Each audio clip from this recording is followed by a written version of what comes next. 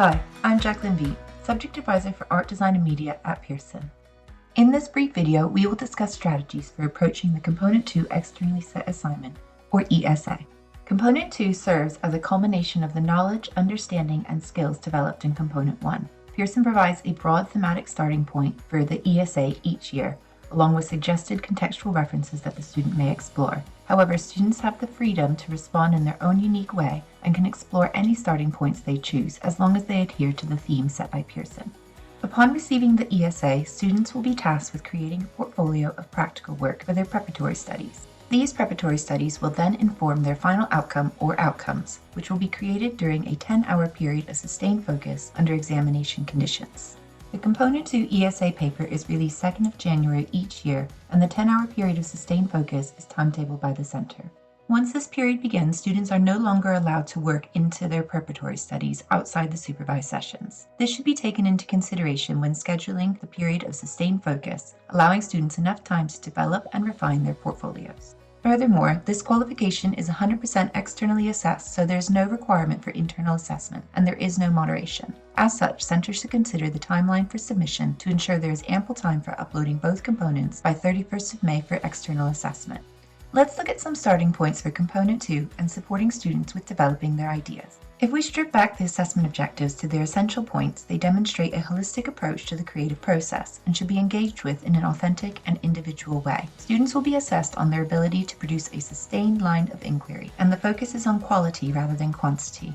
Teachers are advised to begin by thoroughly reading the paper and starting points, taking into account how they can support their cohort and context with the theme. It is important to map out preparatory lessons and allocate time to demonstrate the assessment objectives equally, while also allowing the projects to be led by the students. It is beneficial to include time for practicing working in exam conditions and scheduling the period of sustained focus in a manner that accommodates the learner's needs. There are a variety of approaches that could be used for introducing the ESA to students. Alongside the suggestions in the paper, we provide an artist directory and contextual references guide to assist students in their investigations. They encompass a diverse range of artists and contextual references for students to explore throughout their portfolio, not just the initial stages. To introduce the paper, a good starting point is through class discussion and mind mapping to help students generate personal ideas. The images provided in the paper can be used to stimulate discussions and serve as a basis for drawing from objects as a metaphor for ideas. Furthermore, school trips, whether conducted in person or virtually, can be highly beneficial for conducting first-hand investigations and gathering visual ideas through drawings and photographs.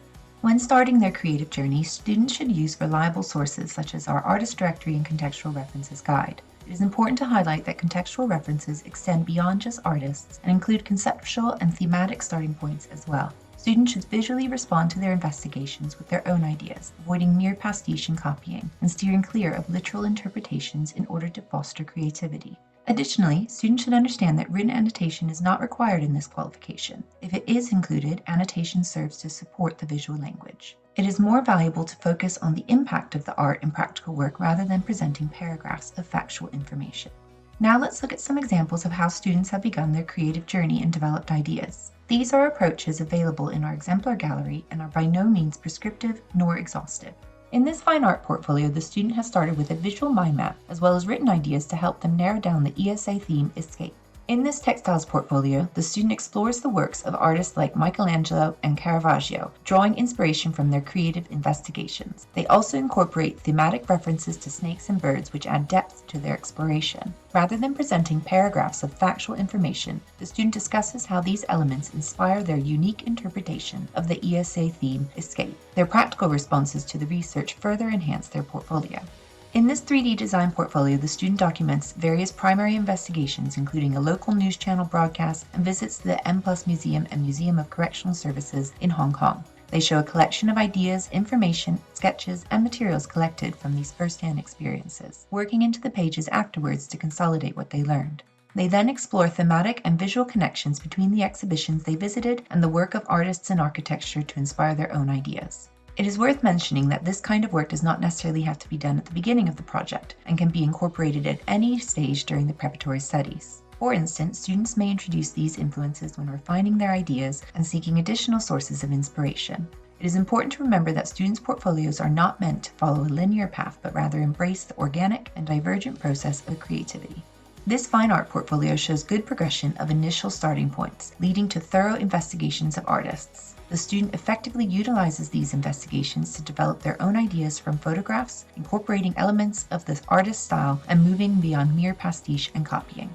Once students have begun their creative journey, they will start to develop their ideas further, experimenting with media and refining their work as they start to plan and review outcomes for the 10-hour period of sustained focus. Throughout these stages, it is crucial for students to establish connections to their previous work, showcasing a sustained line of inquiry. Emphasizing quality over quantity, students should provide evidence of their refinement.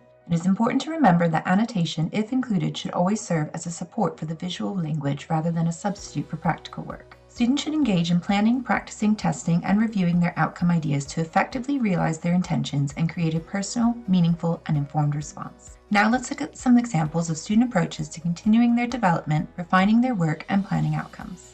In this fine art portfolio, the students' preparatory studies show a sustained line of inquiry, where the student maximizes their use of visual language to explore and refine their ideas. The selection of appropriate media, techniques, and processes, as well as efficient yet effective recording through both visual and written means, allows them to realize intentions as they create a personal, meaningful, and informed response for their final outcome. In this textiles portfolio, the student sketches out and models their outcome ideas through three-dimensional approaches. They engage in experimentation, refining their potential responses for the 10-hour period of sustained focus.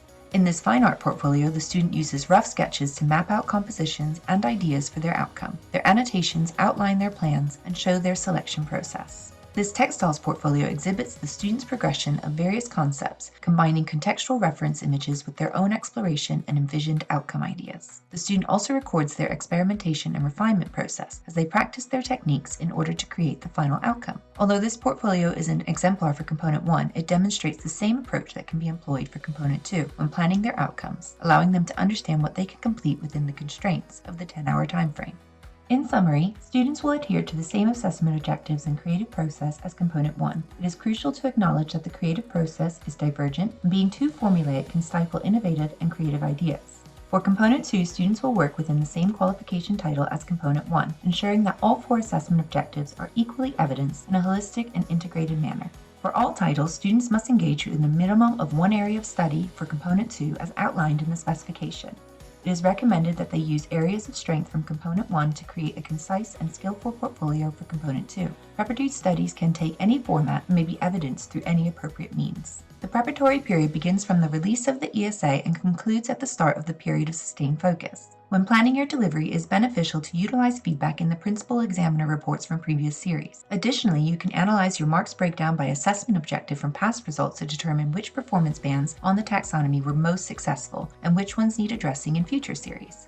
At the end of Component 2, the final outcome or outcomes created during the period of sustained focus should effectively respond to the ESA theme. These responses should be developed, refined, and documented in preparatory studies. To optimize the use of the 10 hours, students are advised to practice and plan ideas thoroughly, ensuring they can complete their responses within the given time frame and realize intentions. Mock exams serve as a valuable tool for students to practice time management under exam conditions. It is crucial to ensure that these mock exams align with the whole school strategy of the center. A recommended approach is to gradually increase the duration of the mock exams to help students gauge their ability to create artwork during a sustained period of focus. In addition, it is worth noting that writing a final evaluation of the outcome is not mandatory. However, if a final evaluation is written, it must be done during the supervised period. Students should carefully consider the value it adds, if any, and assess whether their time would be better spent focusing on their outcomes. The 10-hour period of sustained focus under exam conditions may take place over multiple sessions, a maximum of 4 sessions over 3 consecutive weeks. These sessions can be tailored to accommodate the specific needs of individual learners, and it is possible to have different sessions for different students if necessary. We also publish extra time and SEND FAQs on the qualification course materials page. Detailed guidelines regarding exam conditions can be found in the specification, as well as the administrative support guide. In addition, students must not access their work outside of these sessions, and once the supervised period has ended, students will not be able to add to or alter their work. For further clarification, advice, and guidance, please feel free to contact us using the support details on this slide. Thank you for watching, and I look forward to supporting you and your center.